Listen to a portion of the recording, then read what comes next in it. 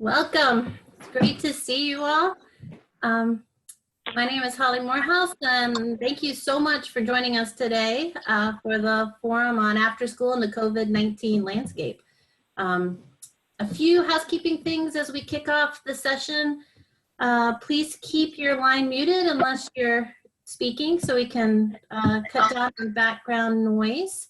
Also, if anything, God forbid, anything weird or unusual happens during the session, we'll have to end the Zoom immediately, and then we'll follow up via email.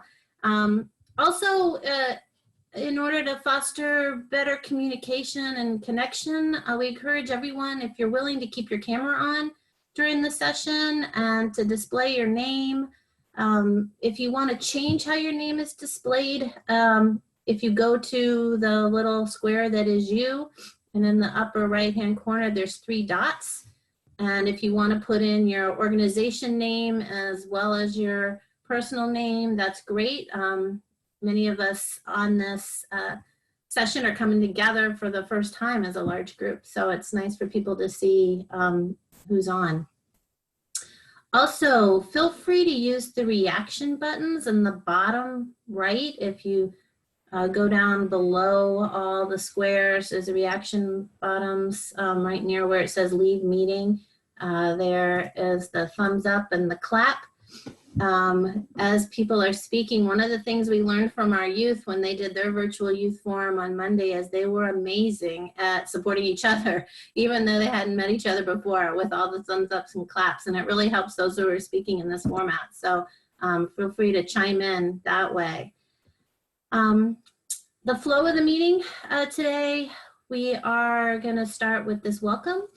Then we'll move into the panel of after-school leaders, which will run for about 20 minutes. We'll hold questions till the end of that, and then that'll give us a good chunk of time, about half the session, for questions and discussion. So for those of you who are listening to the panel, please take notes and think about what it is that you'd like to dig deeper into and hear more about.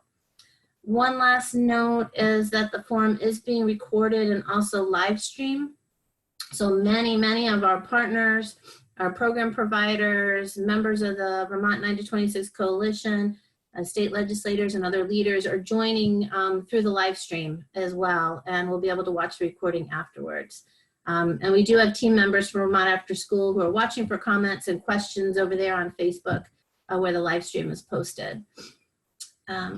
So to get us going around introductions, so we're not going to be able to do individual introductions, so we're going to try something a little bit different using sort of group welcomes so everyone can get an idea of who's in the space and who's joining us via the Zoom link. So I'm going to call out some groupings, and if that's you, then it's going to be up to you to wave or do something so everybody else who's scanning through all the little squares can see who's on. So I'm going to start with Vermont After School staff, our team members, and our board members. So if you're part of that group, where are you? There you go. Awesome. Next, I'm going to call out all our many state agency partners. So Department of Health, Department of Mental Health, the Vermont State Treasurer's Office, the Department for Children and Families, Child Development Division, and the Vermont Agency of Education. You guys are all out there. Thank you so much. The next group I'm going to call out are our private foundation partners, both state and national. So the Charles Stewart Mott Foundation, the Overdeck Foundation, the STEM Next Opportunity Fund, the Vermont Community Foundation, the Northfield Savings Bank Foundation, Nellie Mae Foundation, and special call out to the After School Alliance. Well, you guys all out there? Moving on to our higher education partners, the Vermont Student Assistance Corporation, the Community College of Vermont, and our other higher ed partners. Thanks for showing up and being there. Other statewide partners like Rise Vermont, Building Bright Futures, Common Good Vermont, and Public Access TV stations. Thank you for showing up. And finally, our Vermont Congressional Delegation and the offices of Senator Leahy, Senator Sanders, and Congressman Welch. Thank you so much for being here. And I know some of them are on the phone, so if you didn't see all the waves, I know they're on the phone. I'm waving from the phone. Thank you. This is Katarina. Thanks, Katarina. As am I. This is Jeff. Thank you. So Senator Sanders' office and Senator Leahy's office. Really appreciate that. I have to say, in putting together this panel, it was both the panel and the guest list for the Zoom part. It was such a privilege to know that we have such a powerful group of state agency partners, legislative leaders, other supporters, and funders really behind us and in this work, and really appreciate you taking the time to be here today. So a couple of notes on the structure of the panel. You know, we really could have asked so many after-school leaders, exceptional after-school leaders to be on this panel. Those here today were selected to represent a variety of program types, ages and grades served, geographic locations, program size, funding models, and so forth. We've asked each director to share 2 minutes about what they've been focusing on the last 6 weeks during the COVID-19 crisis. As each one goes to speak, we'll post in the chat the overview information about their program. So we've asked them not to spend a lot of time saying, we have this many sites and we serve this many kids. We really want them to focus their 2 minutes on COVID and their response and the amazing work that they're doing in their communities right now. For those of you on Facebook, we will post that same information on the Facebook site as well. We've also allotted, as I said, the time for the questions at the end. So please hold your questions so we go through the full panel and think about what it is that you want to dig deeper into. And we look forward to hearing that side of the discussion as well. So why this? There's really 3 reasons that we wanted to have this conversation today. The first is really upfront to correct the misconception that when Governor Scott had to close the schools, that after school went away. That did not happen. After school did not close in Vermont. It did not go away. It changed, it adapted, it responded. And the after school leaders here today are going to talk about how they did that. And you're going to see a lot of differences. You're going to see a lot of creativity. You're going to see a lot of perseverance, and you're going to see a lot of flexibility. And more than anything, you're going to see a lot of caring for how they're reaching out to children, youth, and families during this time. The second purpose for the call today is to really help us pull out the lessons learned about what we're seeing, right? So lessons we can learn in these really tough, difficult times are lessons that can carry us through and when we're coming out the other side. For instance, one of the things that we've really learned is where strong systems were in place and strong relationships were in place prior to March, those relationships and those system structures have really helped to carry this work forward. And programs and communities and parts of the state where those were not as strong, those seem to be the areas that are struggling the most. So really, when you're listening to the panel, listen for those systems connections and listen for those relationships and how they've been able to utilize those to respond to needs in the communities. I will also say that when we look at our reach and our impact across the state, prior to COVID-19, Vermont After School would reach programs in about 80% of the towns in Vermont. That was our sort of reach in the pre-COVID normal. When we look at our numbers over the last 6 weeks, we've reached almost close to 50% of the towns in Vermont. On one hand, one way to look at that number is to be, to feel good about it. 50% of the towns in 6 weeks, have been reached by our efforts.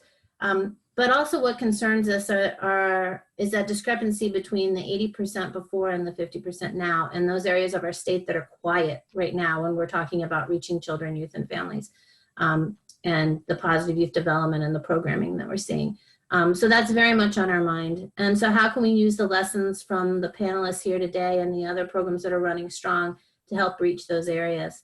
And then there's that part of the state that even prior to COVID, there wasn't programming before. There wasn't any summer programming. There wasn't any after school programming. And that remains very much on our mind and high on our list. In January, when Governor Scott announced his proposal for universal access to after school, we were so ready to move forward with that. We still are ready and look forward to continuing that work after as we move into recovery and beyond, and really hope that the lessons learned now will make that system even stronger when we come out. The last reason that I want to share is really more of a personal reason, and for having this panel. And I was very fortunate to be born into a loving family with really caring parents. And one of the things that us kids were taught early on is when something good is going on, when you have the privilege and the blessing to have something good come into your life, that comes with, what comes with it is this obligation to share that good, to expand on that good, and to pay it forward. And I have to say, for me personally, and for all of us on the team at Vermont After School, the good that has been very present over these last 6 weeks are the people from the field and the people that you're going to hear from on this panel today. We have been talking with them multiple times a week. It is what helps us get to our desks and our computers. It is what we have talked about at every staff meeting, how impressed we are and how much we really feel their commitment to the children and youth and the families they serve, and how much they have just sort of added that depth and goodness to what has been a really, really hard experience. So their creativity, their braveness, their deep caring, and their perseverance really have added to our lives. And we feel really strongly that this is our chance to help share some of that goodness out with all of you. So I'm so glad that you could be here to listen today. I am going to turn it over to Nicole to kick off the panel and introduce our speakers. Welcome, everyone. My name is Nicole Miller. I'm the Assistant Director here at Vermont After School. And Mandy Chesley-Park of MAUSC Expanded Learning Program is up first. Thank you so much. Well, as you know, and we're all familiar with the directive that Governor Scott gave on March 17th, that school districts take on the charge to go ahead and create programming that would serve the essential workers in our community, that would serve their children. So the day that that directive came was a big day for us, the Expanded Learning Program. We are the district's after school and summer program, and that message was loud and clear. So in less than a week, we created and designed a program that would serve the essential workers and ultimately serve 2 additional school districts in our area. So when the directive came, it was, we're program designers. So it was another program to design. We design programs all year long. We look at a problem and we look at a need, and then we create. So, there's nothing less here than a worldwide pandemic and an unprecedented health crisis. No big deal. This was our problem to solve. And so what we did is we just started with what we know. We're the Expanded Learning Program. We create high interest, engaging workshop opportunities for our rural communities, all of our children. And so we went there. And then we decided to envision it in a children's hospital. And that was the formula for the program that we were to create. We're 6 weeks into that program. We're serving 26 students a day. We've served 36 students in all, and we have a wait list now mounting close to 20 students that are looking for placement as well. On VPR yesterday, I walked through that program. I don't have time for that today, but needless to say, we are ordering lots of worms, shaving cream, hot glue guns, peroxide, and popsicle sticks are on the height of our ordering list. I've been asking myself a lot about who we are. I had some suspicions before this crisis surfaced, and I believe that we were the great connectors for our community. As this crisis unfolded, what I saw, my suspicions were correct. We connect with our children that we serve, and we connect with their families in heartfelt ways. We then connect those families and those children with our community and the school district itself with these children and families. And so the community was behind us, the families were behind us, and the school district absolutely championed our work. And so I saw our systems were sound, my suspicions were correct, and I've called us, it made a lot of sense that it would be the after school people who would take on this big task, because we're flexible, we're adaptable, and this is generally how we build. So it wasn't too different, but it has been extraordinary and the need is great and we're serving that need successfully. Thank you, Mandy. Christy Gallese, Burlington School District. Thank you. Hi, everyone. My name is Christy Gallese, and I am the Director of Expanded Learning Opportunities for the district. And I feel really grateful to have the opportunity to be here with you today to share more about our program model. Similar to Mandy, we launched into the Essential Worker Childcare Program. What our district did was develop a pilot program where we're really prioritizing care for families as close to their home circle as possible.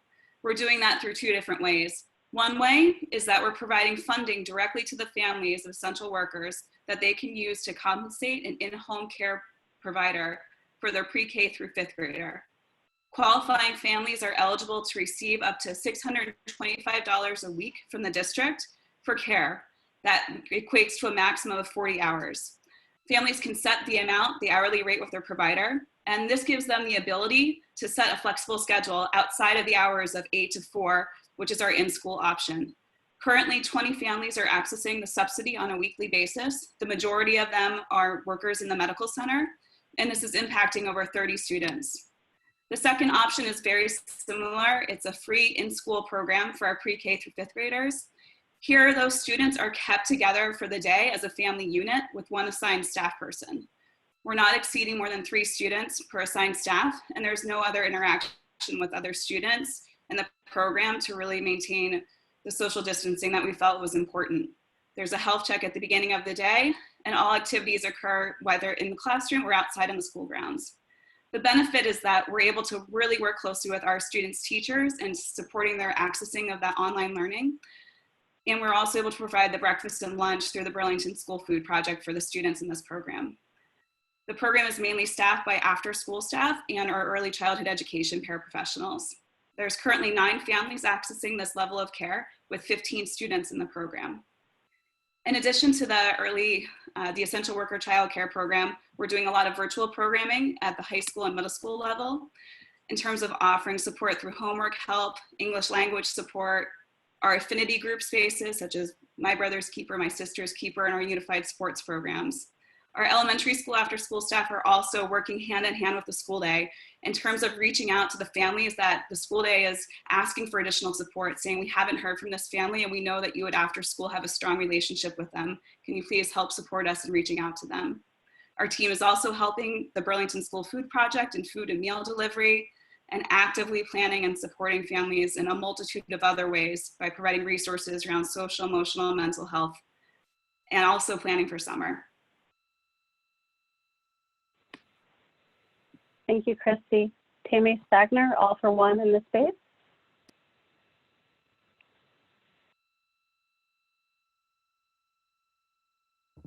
Sorry, I couldn't get unmuted. Good afternoon.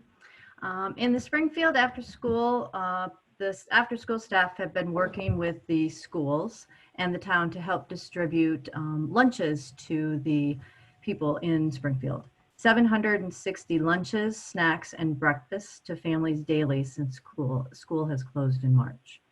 Working with the contracted cafeteria staff who make and bag these meals, they're then placed in coolers outside the loading dock at our local high school.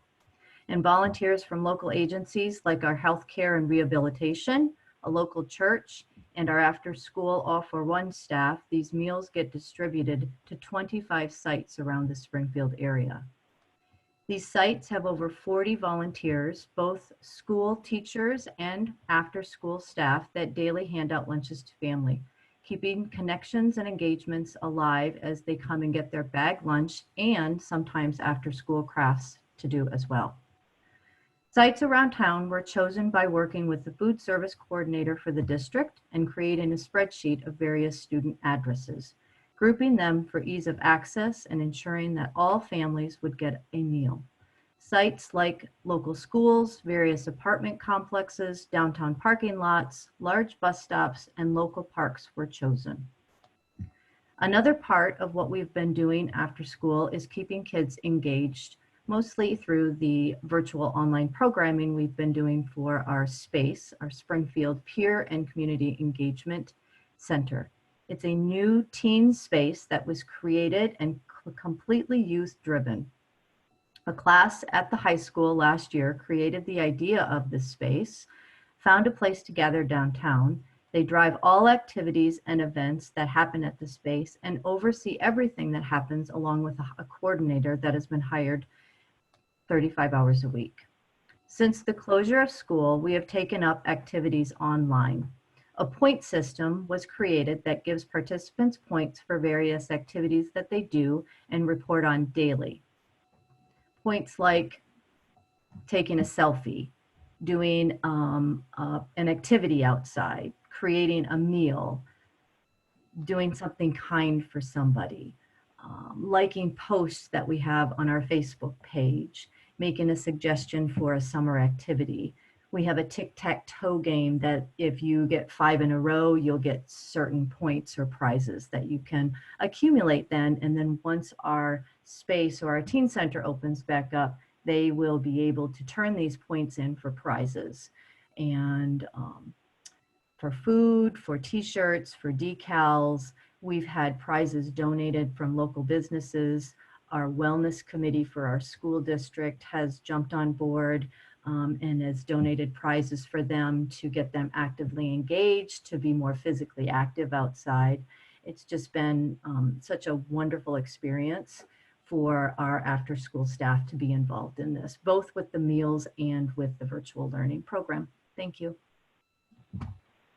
Thank you, Tami. Maria Stewart, Wings Community Program. Hi, I'm Maria Stewart, co-director of Wings Community Programs. I'd like to start by sharing one of the greatest highlights that we've experienced since COVID-19, and that was our April Blast virtual programming camp. We were able to pilot a virtual program camp during our April vacation, which was last week. And during that camp, we were able to offer up to 11 live programs per day, plus 6 pre-recorded programs and challenges that were ongoing during the week. We had a huge variety of program offerings, including dance, yoga, Lego Club, travel around the world, and many others. We also had 2 programs, our Teddy Bear Tea and our Fresh Hangout, which gave our younger and our older students alike the opportunity to be able to connect with one another and interact with their peers and leaders during this difficult time of isolation. We had students participate grades K to 12 from all 4 of our sites, as well as from Leland and Gray and Marlborough. And I just can't express what a breath of fresh air it was last week to be able to actually see our students again, interact with them, and engage with them. Earlier on, we were also tasked with setting up the childcare for children of essential workers. And literally in a matter of days, we were able to design and create a program that was ready to roll out. And we actually didn't need to roll it out. We had less families that needed care than we were anticipating. And we were actually able to connect those families that were in need with other local childcare facilities that were open for children of essential workers. Some of the other ongoing projects that Wings has been working on, we have Project Warm and Fuzzy, which is for our high school seniors. We've asked family members, teachers, peers to write each of our seniors a letter as a way of recognizing and valuing them. We also have a birthday card outreach. We're sending out birthday cards to our students during the school closure period. And lastly, we've been working very closely with our superintendent and the admin team of our SU to brainstorm how we can best support the students and families as they navigate their remote learning. And some of those ideas include setting up a virtual homework club and assigning a coach to a student or a family to be able to provide that support as needed. So in a nutshell, those are some of the projects that Wings has been working on. Thank you all for listening. Thanks, Maria. Caitlin Irwin, Greater Burlington YMCA. Hi, everyone. Good evening. I'm Caitlin, and I work for the Greater Burlington Y, and I'm the Director of School Age Programs. The Y School Age Department jumped on this opportunity to provide care for children of essential workers.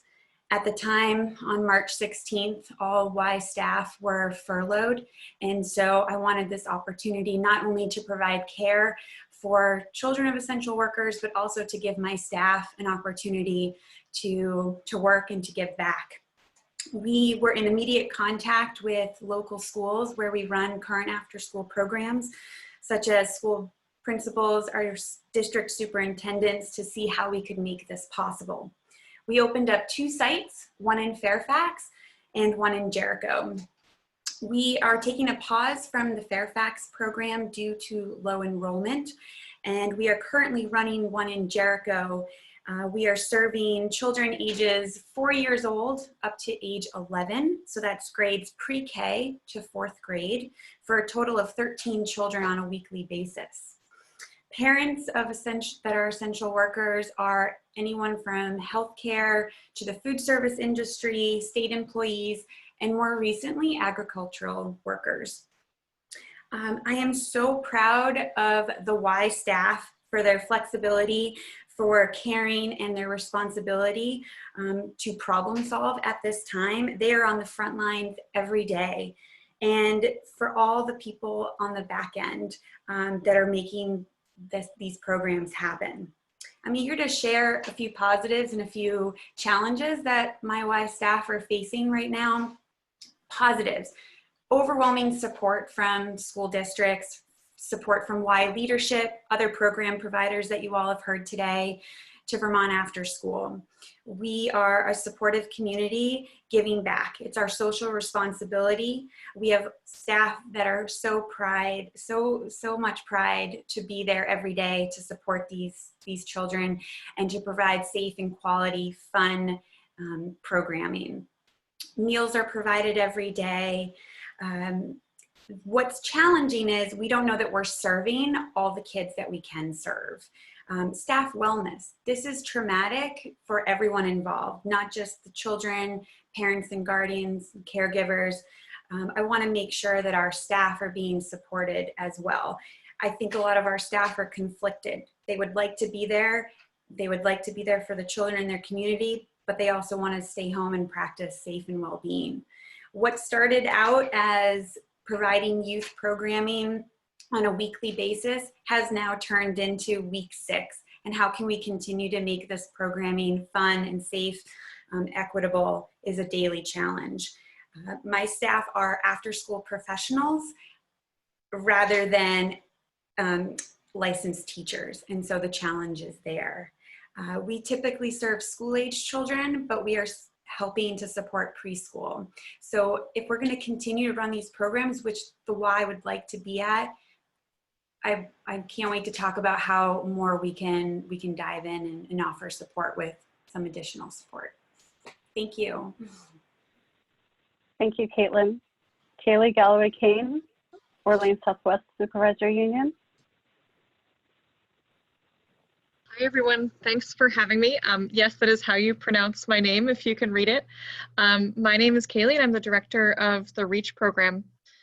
On March 19th, I got an email from our superintendent asking if the REACH program would spearhead the district's essential persons program, because as he said, we always have our ducks in a row, and of course we couldn't say no to that. So we said yes. We built our safety protocol and systems based on the governor's guidance at the time.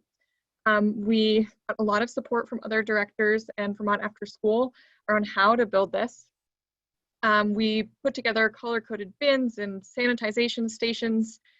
We put signage out. We developed a survey, and then also ended up using eventually the Let's Grow Kids survey. And that Monday, we opened up our program to families. In that first week, we served 2 families, and we were kind of like, wow, we're only serving 2 families. This is kind of crazy. What are we doing? And then that just grew and grew. We have at least 2 families contact us every week.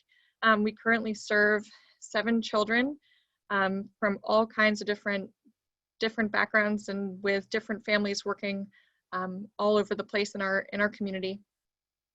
We have kindergartners, first graders, and we have just had some middle schoolers join us. We have a core of 5 individuals who volunteer weekly for the program, and they are, that's also one of our biggest challenges. It's a lot of work, but it's also really exciting. So we have myself and some support staff from all over the district. We have worked with teachers and principals to integrate a lot of different, the virtual learning that students are receiving from their teachers, along with weekly themes and academic support from ourselves, as well as other teachers in the district. Every day we include outdoor education, which gets nicer and nicer here in the Northeast Kingdom. And we also have spearheaded a bunch of community projects. So every spring, our elementary schools have always started plants for the community gardens, which are turned into salsa or they're donated to the food pantry. So our small but mighty group of children have started over 100 plants that will be planted in the community gardens and or donated to families. We also had an egg incubation project where we successfully hatched 9 different chicks and had a live chick TV. This is typically a project that the 1st and 2nd graders would do. And so the children were able to kind of feel like they were being essential for their fellow peers. This week, we've also started a virtual program. We were holding off on our after-school virtual program because we just weren't sure how remote learning was working, and our district was working on our continuation of learning. But we've started our program. We're offering it to a lot of different families that we actually don't usually see in our programs. And the goal of that is really for social connection. So children are working on challenges and projects, and they have themes and site coordinators and staff who are doing everything from mystery science to exploring the Cincinnati Zoo, which is a place that probably most of our kids have never been before. This has also been an opportunity for us to collaborate with the district and schools in new and exciting ways. The district has seen the after-school platform as a place to test out ideas, to support professional development for support staff, and also future remote learning. Thank you all for listening, and thank you all for sharing your stories. Thank you, Kaylee. Emilie Kornheiser, Youth Services in Brattleboro. Hi, I'm Emilie Kornheiser from Brattleboro. I'm the Director of Workforce Development down at Youth Services. And I think we're a little different in how we came to doing after school work that I think is worth explaining before I get into the kind of work we've been doing. For about 50 years, Youth Services has been serving primarily very disconnected and or youth or justice involved folks. So we have a restorative justice program that serves mostly adults. And generally when we talk about youth at Youth Services, we're talking about ages 18 to 24. Homeless, runaway, disconnected population. And so as we started working with younger youth who are also in that disconnected, runaway, disengaged from school or family for whatever reason, we were working with them one-on-one and realized that group work is really the most developmentally appropriate time, place, and way to be supporting those youth and building their resiliency. And so we're doing weekly groups and started to realize that more than once a week was really necessary if we wanted to maintain strong connections across the youth and with our youth leaders. And so as we started to add days on with this group of folks who were between the ages of 12 and 18, we realized that we were essentially running an after-school program, and so started connecting to the resources around best practices for after-school programs. But we started with that place and with those youth and with that big focus on connection, and I think that's really what has carried us into this time and how we're doing our work in this time. When the governor's orders came, and even a little bit before that, we were looking at best practices for protecting our staff's health and protecting the health of the folks that we serve, and moving into as distant a model as we possibly could. So we run some shelters, and for those staff, some of them stayed in the field, but we moved all of our after-school programming into totally distant models.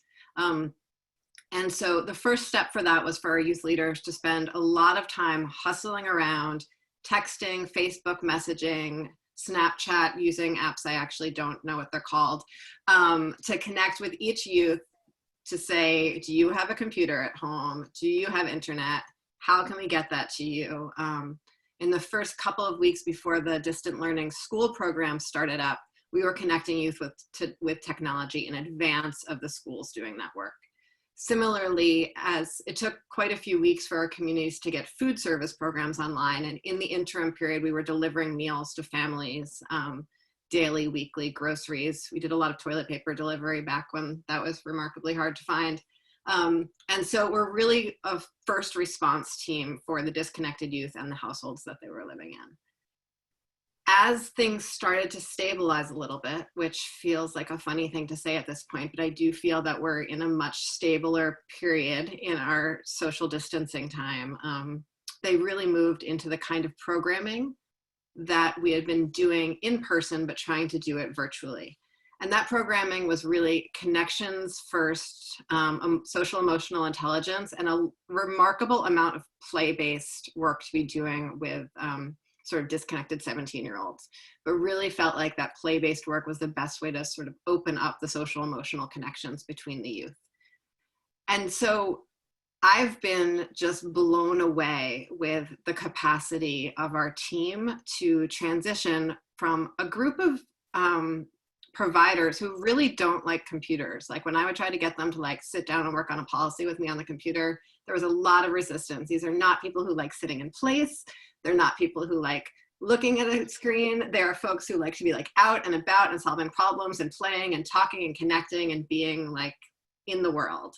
And yet somehow they were able to take that spirit and really translate it into the work that they were doing virtually. And so there's been daily check-ins with each youth, which includes like reminders to wake up in the morning and like when their classes might start, and reminders at the end of the day. Holly, are you holding up that yellow piece of paper? Because it's like halfway up, I can't tell. Okay, great, thanks. And sort of those sort of regular check-ins. And then there's also, they're going on nature walks on the phone, but separately to motivate youth to get outside and get out of beds, and maybe put on pants. They are doing virtual scavenger hunts in museums that they're all looking at virtually from their separate homes. They're having sort of deep emotional circles with each other, and talking about some of the challenges and really doing some mourning. And as well as sort of all that other social worky stuff around food access and substance use and everything. The last thing that I want to mention is that I think one of the most important things that we've done in this time, and specifically today, which is True Colors Day, a day for raising awareness and taking action to end LGBTQ youth homelessness. I think it's really important to name the power of being a person in a youth's home when they're feeling isolated around their identity. And sometimes our team and the connections with the other youth in their youth group are the only people outside, they're the only people in the world during this time that are recognizing these youth in their own identity, which outside of COVID times is an absolute lifeline. But right now it really feels like a life or death support that we're giving. And that is, I think, some of the most important work that we're doing during this time. Thank you. Great, thank you so much, Emilie. Matt Hartman, Twinfield After School Program. Hello, everyone. Yeah, this is actually our first year providing after school programming for upper grades at Twinfield, and it has certainly been an interesting year, to say the least. But with us being so new, we were still working with getting our youth used to an after school program, used to that sort of environment. And so having that shift over to the computer world, to the cyber world, was a very interesting challenge for us. We ended up utilizing a website that the Twinfield Middle School had hooked me up with, it's called Flipgrid. Very similar to kind of YouTube, where you can post videos, and it matched how we were running our after school program, which is this very deep learning environment through video tutorial. It's all about hands-on doing. And it was great being able to access this and send out these video tutorials that really got kids working beyond the computer. A big one that I really wanted was to get students away from their screens going outside, doing something, those outdoor activities that, you know, when you feel like you're trapped inside is so important to get out here, especially as the weather starts changing for the better. A big one, and you know, we ended up tagging along with the lunch deliveries, because a huge obstacle that we were running into was, how do you provide the resources to students at home when you're used to them just being in abundance in your own building? So how do you spark creativity in a home where, you know, you have so many students who are at different levels of ownership? You know, you can't assume every kid has a 6-pack of crayons or a variety of markers. So, you know, we were really able to broaden what we provided students with building projects. So, you know, utilizing popsicle sticks and rubber bands over the course of 3 or 4 different projects. So reusing things. You know, one that I was really happy about was sending home flower seeds, as well as some dirt and some flower pots, and tying that with Earth Day and reusing their milk cartons that they get for lunch as little planters. Yeah, this whole time it's been very interesting trying to, I don't want to say rekindle, but maintain connection with students who we had a very limited connection with, being it the first 6 months of our program. So I'm very relieved that we've had such enthusiasm, and I mean, just the general support from everyone in Vermont After School. It's just been amazing. So happy we can do this for our youth. Thank you. Thank you, Matt. Venissa White, Two Rivers Supervisor Union. Hi everyone, I'm Venissa with Two Rivers Supervisory Union. I run their after school programs and our summer program. One of the things that I wanted to focus on during this conversation, somebody had brought it up earlier, I think it was Mandy, of systems. And when we hear about all kinds of after school programs jumping in and helping with the food programs that the governor asked us to put in place, oftentimes it doesn't make sense for people outside of the field to understand how does after school contribute to a food program. But the fact is that summer programs are some of the few programs within the, you know, the money that's being used to feed all of these families is coming from the summer food program. So your cafeteria staff and your food director and people like those often don't know what the food requirements are for the summer meals program or the paperwork, and it's a completely different system. So it made sense for after school providers who work with summer meals programming all the time to jump in and help. That was one of the things that our after school program was tasked with to start with, was, you know, training people. Everyone has to have a training on how do we hand out food, how do we keep track of who's getting meals, how do we get reimbursement, and just the logistics of a huge undertaking that after school programs do every summer. So that's kind of where we started after we got the food program settled and families taken care of in that way. Our staff started to look at what are other ways that we can support families, what do people need, what do kids need, and I think one of the things that we thought a lot about was, what do our parents need? How are parents doing during this time? You know, I'm somebody who has a whole bunch of children, and I was thinking if all of my children had been little, I would be a little nutty by 4 o'clock. So we thought about, okay, so we provide programming after school, and how can we provide some kind of programming for kiddos and maybe a reprieve for parents where they could leave the room for a minute while their kid was on their iPad and not worry that talking out of turn or giggling and dancing was completely appropriate.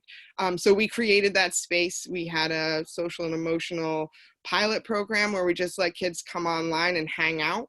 And then that slowly turned into a more organized programming. And because our after school program had systems in place for electronic registration, we took advantage of that and created electronic enrollment forms. And then we combined all of our staff from across the district, and we created one giant program. And we said, hey, everybody in the district can come, make new friends, meet new staff people. So we have kids coming every day to participate in online virtual programming. We've got escape rooms and tutoring, and outdoor games. We kept our partnership with our Taekwondo instructor, and kids can click online and get their instruction from their instructor live. We have virtual PE and Minute to Win It and music videos. So we've tried to include academics, getting kids outside, sports, all of the things that we normally do in our day job. So I think our staffing and our relationships and our systems have helped us to be successful. Thank you. Thank you, Venissa. Tricia, Pawlik-York, Vermont Afterschool. Hi, everyone. I first want to thank all the partners that are on the call and all of the people that are supporting after school. I also want to take this opportunity to thank all the frontline people and the after school providers themselves, who are really the heart and soul of what's going on right now, supporting families and children and youth. Our role has really been one of a community hub, really, where we're bringing programs and providers together. Our role has been really to connect with, support, train, inform programs and staff around the state, making sure that they're aware and they have all the information about local and national resources, connecting them with information from the National After School Association, from Mott, from Weikert, from the After School Alliance, among others. We've really tried to be providing programs with information about the COVID-19 response recommendations as they're available to us. We've put together a Vermont after school resource library. Sam has done a great job of that, so that providers have a place to go for resources, whether it's programming or information. And really just being there to provide updates for programs and staff when they need them. Another thing that's been really effective is the weekly roundtables that we've put together for staff across the state. Those have included roundtables for people who are providing that direct care for essential workers. Also, we've continued our work with the Vermont 9 to 26 Coalition, separate roundtables with 21C directors, because they have different needs and things that are going on. And then, of course, making sure we're connecting weekly with licensed programs and other youth-serving organizations. Another thing that we've done is we've been listening to the field and finding out what are the things that they want to know more about. So we put together some special field topic workshop, not really workshops, but meetings for people. Nicole did how to teaching people how to effectively use virtual programming tools, helping people plan for this virtual vacation camp and thinking ahead to how are you going to run summer camp if we need to do that in a virtual manner. And then also thinking about how are programs and directors supporting staff who are working from home, which is, you know, really, really important during this time. And then the other big initiative, of course, is providing professional development. And that's happened in April, May. That's happening in April, May, and June. So far in April, we've had touch points with over 52 programs and 150 staff, doing trainings like trauma-informed practices, igniting leadership, and working with programs around SEL skills. So thank you all, and we'll continue to try to support everyone the best that we can.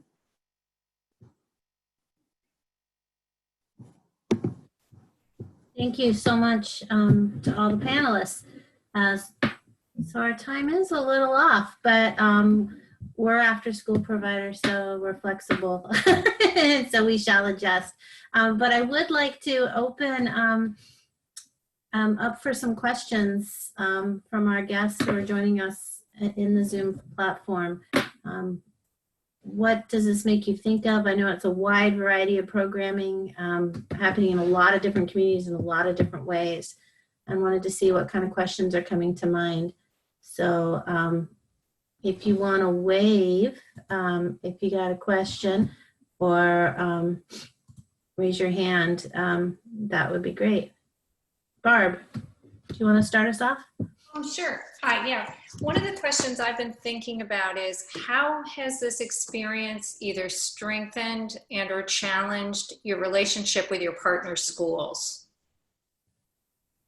One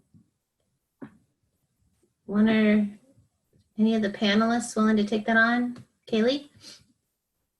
Yeah, I think that's a great question, Barb.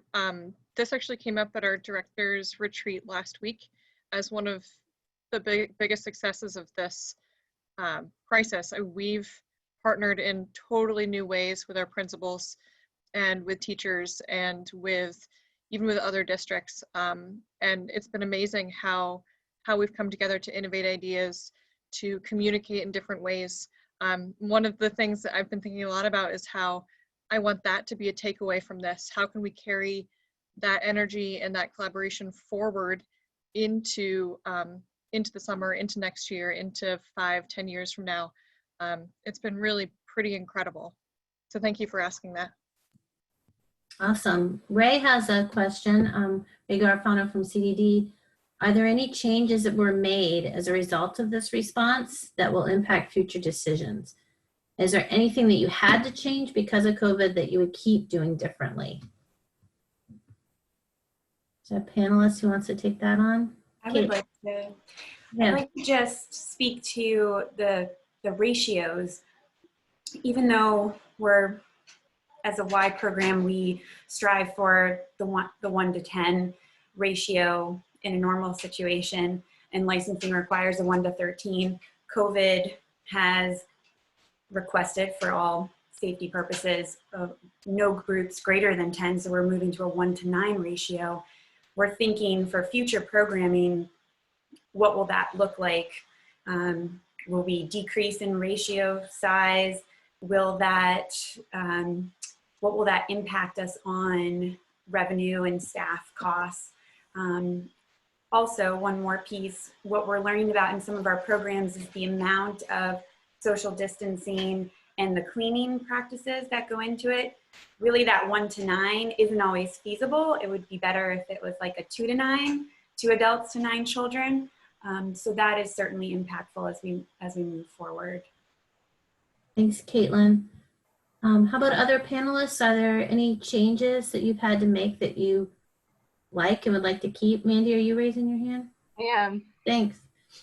One thing that we've always done is we've always supported planning time for our educators.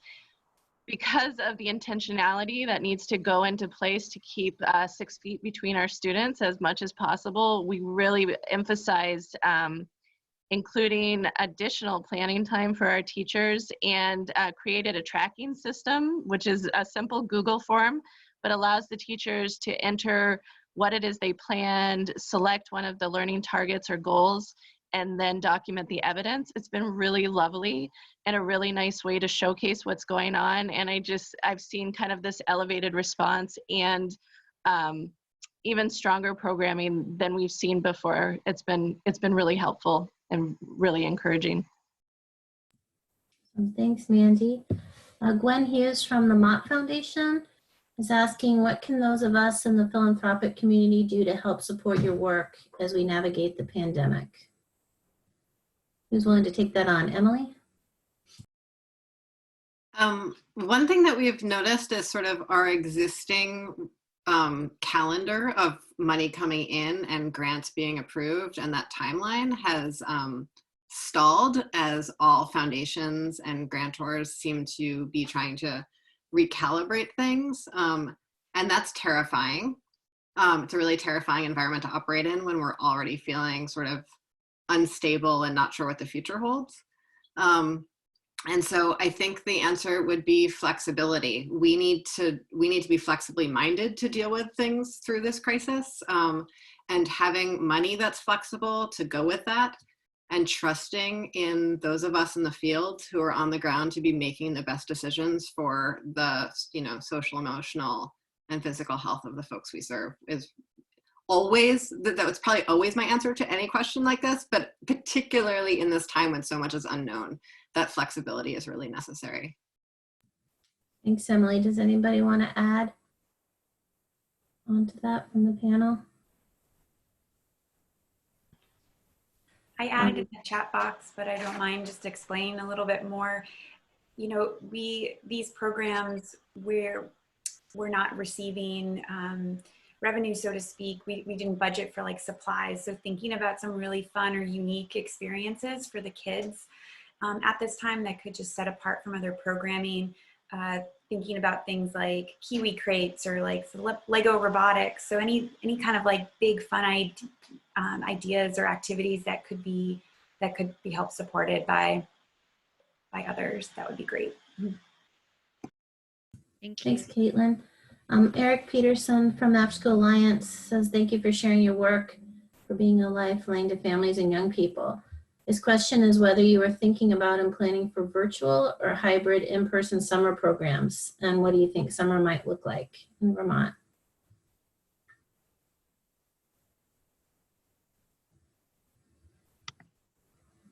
Mandy? Yeah,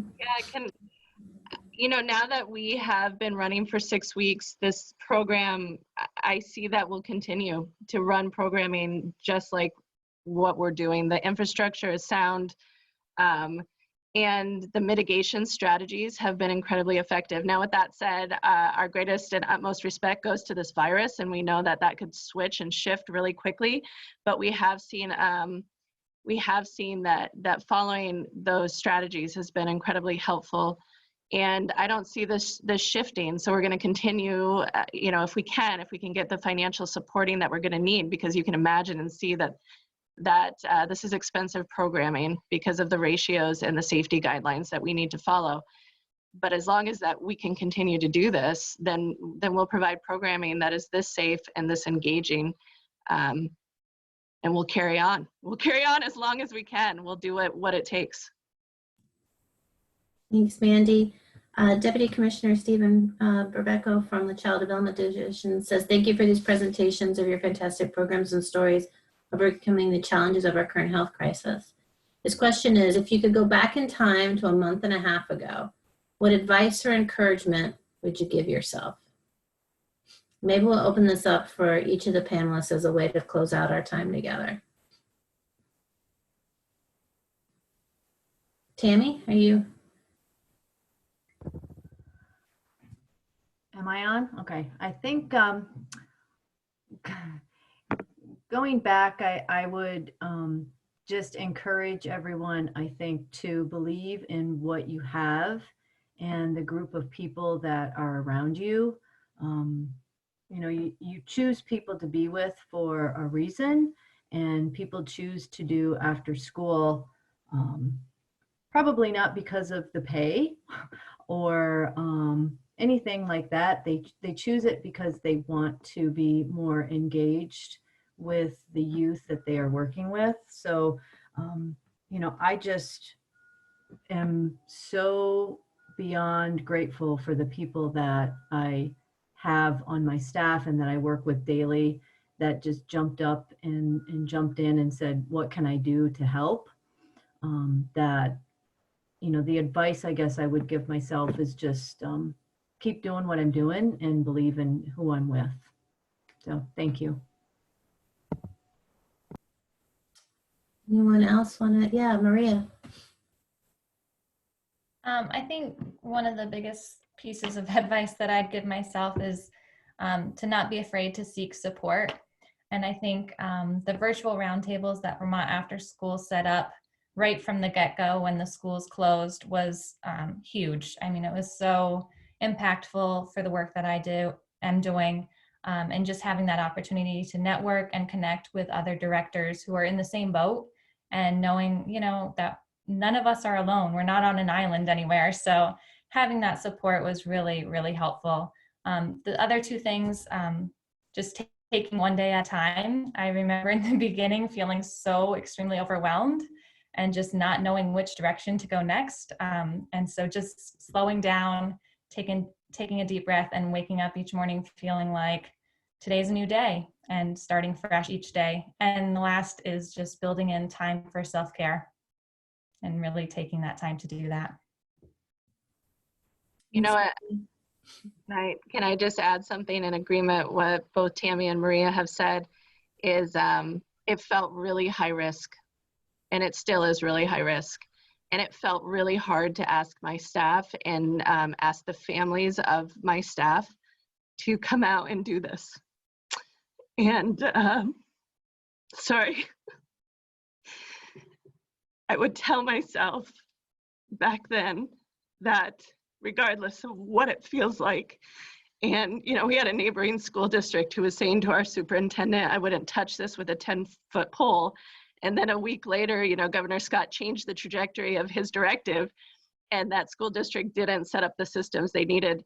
Well, 3 weeks later, we reached out because it was a community that needed that support, and we served them. And so what I would tell myself is there is a time, and it's our time, and stepping up is the right thing to do. Thanks, Mandy.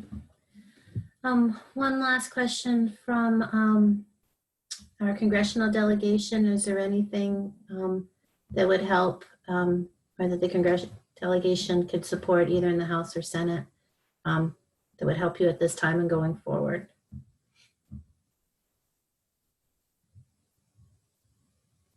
Kaylee? This is just kind of a general sentiment. It's not anything specific, but one thing that I've been thinking a lot about is how essential after school and summer programs have become through this crisis, and how differently we've been valued, and it's been amazing. But it also, I think that advocacy is so much more important now, telling these stories, telling the state that this community is doing this. It's remarkable. It's to be a part of the conversations with all of the directors and the after school team, and we're thinking so broadly and so creatively, and just advocating for that support is, we all jumped on it. Within a week we had all these programs. No one else was being asked to do it, and that's incredible. So that just standing up for us and that place where it matters is, in my mind, what we really need. Awesome. Thank you so much. We've hit 5 o'clock. We've gone a little bit over. I want to thank all of the panelists for sharing your stories and your insights. And I know we will continue this conversation. And I want to thank all of our partners and guests and funders and state agency and congressional delegation for being in this space with us, and everybody who followed on live stream. We hope to keep this conversation going. Thank you so much for participating, and stay safe. Bye, everybody.